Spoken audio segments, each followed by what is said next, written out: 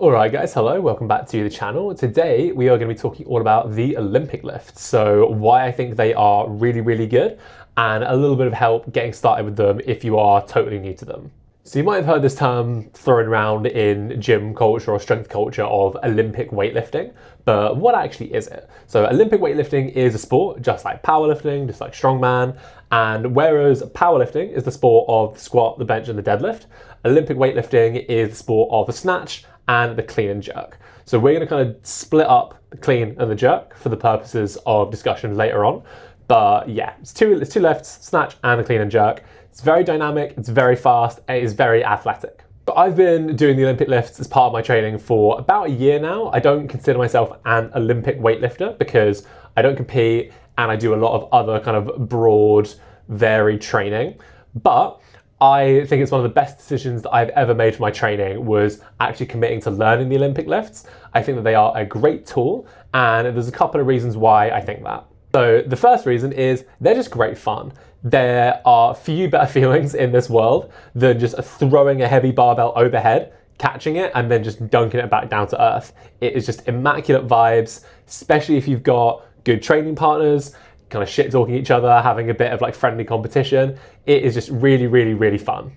Because it's so fast, it feels a bit more like adrenaline junkie-y. It's quite gritty. A lot of the time you need to just really like commit to things and full send them, which I think inherently lends itself to a really high energy and a really good vibe training session.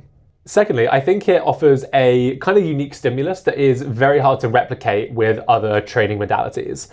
So Olympic lifts are not mandatory if you want to get bigger, stronger and faster, but in my opinion, basically nothing, no specific lift or no specific training modality is mandatory. So I don't think that's an enormously useful rubric for determining how we train. Can you get faster, stronger, more explosive by doing things like max effort jumps, like loaded jumps, like sprinting and plyometrics?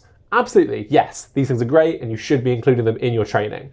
But I think that there are some specifics and some particularities to the Olympic lifts which are basically impossible to replicate elsewhere. I think that the sensation and the physical ability to accelerate an external object is really invaluable, especially if you are playing a sport outside of the weight room. Will Rattel talks about this quite a lot, where it's not just the feeling of accelerating an external object, you're adjusting your own center of mass to compensate and to catch it, and you have to brace to absorb the impact, whether that's in a clean or whether that's in a snatch overhead.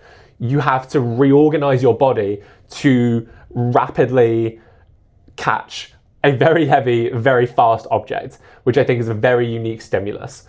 People talk a lot about triple extension as well, where the ankles, the knees and the hips are all extending simultaneously. And I think that is great, but more specifically than just triple extension, it is actually the movement of extending everything really rapidly, relaxing and going into flexion really quickly, and then one more time, rapidly tightening and stiffening up. This is a very athletic thing to be doing, and it has a lot of application in a broad range of scenarios. One reason that people stay away from the Olympic lifts, but I actually think is more of a feature than a bug, is people say that it's too hard or it's too complicated. I think this is actually a good thing.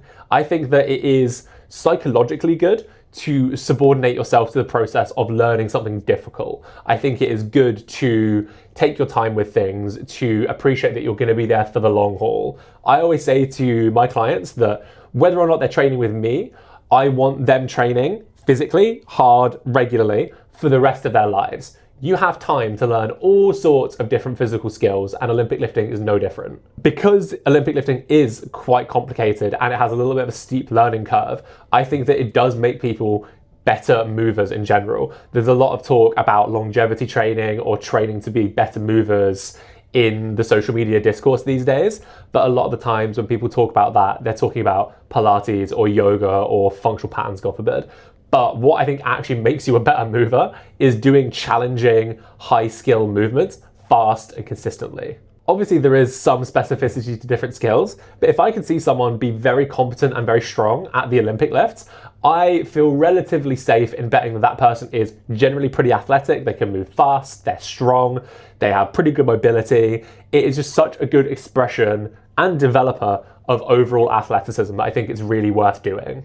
I think a lot of people think that you have to go and live in a shed in Bulgaria for 4 years, training 3 times a day, every single day, to get anything productive out of the Olympic lifts, and this just isn't true.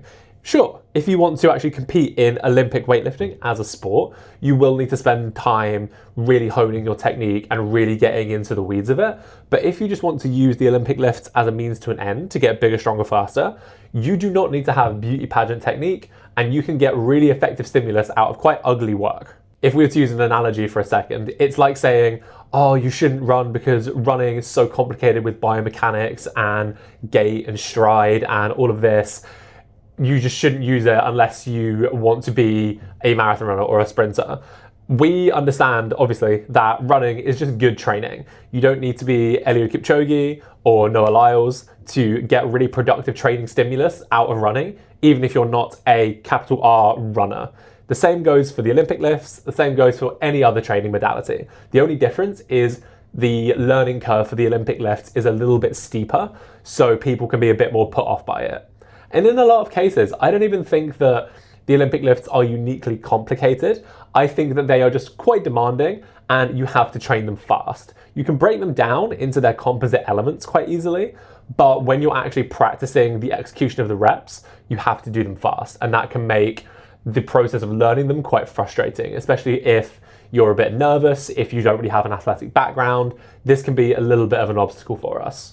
But yeah, my third reason that I like the Olympic lifts is because they do take a bit of time. They do take a little bit of doing and a bit of focus and a bit of patience to actually learn. And I think looking back on that is such a rewarding experience for your training journey. Going from being really shitty at something to being kind of okay to being good is such a nice process to be able to look back on, especially if you're not looking to compete. So the pressure's kind of off you and you have time to be shit and to enjoy that process. I think it's really rewarding, not just physically, because it will develop a lot of good physical qualities, but also just psychologically. So that's my spiel on why I think the Olympic lifts are fucking great. But if you are completely on board with this, but you have no idea where to start, how to begin training the Olympic lifts. So first of all, training priority. In my opinion, if you want to use the Olympic lifts as an athletic stimulus rather than competing in it as a sport, I think your training priority for them should be the clean, the snatch, and the jerk. So the clean is going to be the simplest lift in terms of technique, and it's also the lift that you can lift the most weight with. So not only is the learning process going to be a little bit less frustrating, but we're also going to get a little bit more potent of a strength stimulus because we can load it a bit heavier. The only caveat to that is if your mobility sucks and you can't really get into the front rack position here, that is going to be a little bit of an issue. So you can do stuff like clean pulls, that is also an option, but also snatches are there as well. But by and large, cleans are much more of kind of a meathead lift.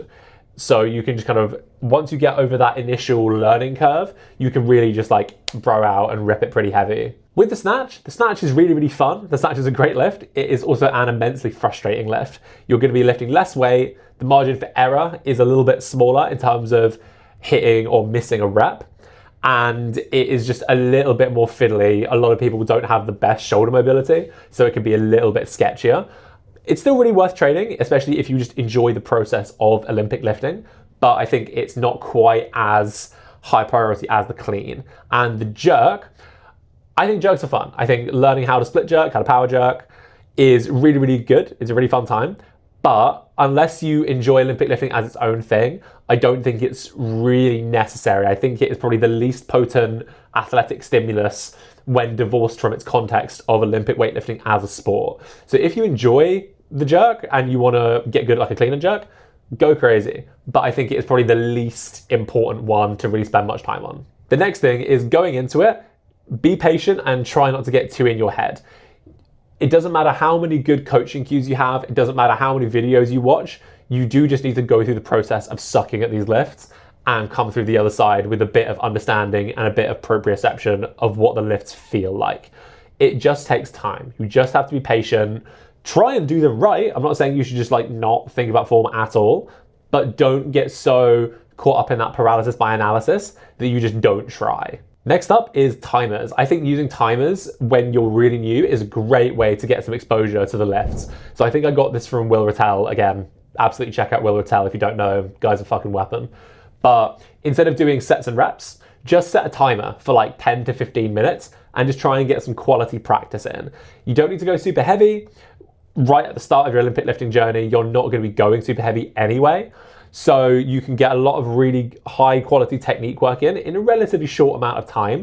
And I think that moving away from sets and reps and like prescribed weight and just saying, I've got 15 minutes, I'm just going to practice, really kind of takes the pressure off. I think when you have this traditional like gym bro mindset with sets and reps, it can be really easy to try and like beat that and really try and like hit those reps. And obviously you should. But when you're just learning the skill and you're just getting exposure, the specifics of the sets and reps aren't as important. So just set a timer and get to work. As far as frequency for training them goes, like I said, because right at the start of your journey, you're not going to be lifting super heavy, you can train them relatively regularly and relatively frequently. And the more frequently you train them, because they are quite high skill movements, the more exposure to the task you get, you're going to upskill and you're going to learn quicker. So if you want to do cleans and snatches, for instance, I would say at minimum, do them each once a week, ideally twice a week each. 10 minutes at the start of your session, it's not an impossible ask. You're probably not going to be using weights that are going to absolutely bury you under a mountain of fatigue if you go quite high frequency with these. Eventually you will get somewhere where you need to kind of adjust your frequency a bit, but right when you're just learning, this is what a snatch feels like, this is what a clean looks like. High frequency is a really good way to just like upscale even faster and get out of the shit eating phase a bit quicker. And lastly, as far as variations go, so one of the cool things about Olympic lifting is there are so many variations to the lifts. There are specific cases where we would use specific variations and specific complexes to target technical issues or to work around injuries. But my favorite variations for new people are hang variations and power variations. So a hang variation is anything from the hips. So it's like the RDL to the conventional deadlift. Instead of starting by pulling it from the floor, you're going to start from the top, standing up tall with the bar in your hands. You can go from the hips, you can go to above the knee, you can hinge to below the knee, you can even touch and go off the floor. But I really like the above the knee hang. Main reason for that is it's going to inherently limit the weight, so you're not going to be doing crazy loading decisions. And also, it gives you a lot less time to accelerate the bar. So I think the main issue that people find with the Olympic lifts on day one is you need to be very explosive and you need to commit to the movement. So if you only have from your knee to your hip to actually get the bar moving, you cannot hang around, you cannot hesitate. You need to just really commit to that fast twitch movement. And I think that learning that is really important early on. And as far as power variations, so a regular clean or like a full clean or snatch, you would catch it in the bottom of your squat. You would get yourself underneath the bar and land in the bottom of that squat. That's great, but obviously it is going to be a bit more fatiguing. It's a little bit more complex, especially if you're already training legs in your week. Power variations are ones where you catch it anywhere above that full squat. So it could be 90 degrees, it could be really high, almost standing up straight. These variations are really, really good because, again, they're going to encourage you to be really fast and explosive, because if you want to catch the bar higher and get under it less, you need to move the bar higher. So again, it's going to limit the weight we can use, but because we are having to put more force into the bar than we would with a regular clean, it's going to just develop that explosivity that we really want early on in our Olympic lifting journey. And also, it is just a little bit more straightforward rather than having to get all the way underneath the bar. I think a great example of using power variations and of this whole mindset of you don't need to be a technical wizard to get good stimulus from these is look at how track athletes or throwers train with the Olympic lifts. They have conventionally very ugly technique, very horrible technique.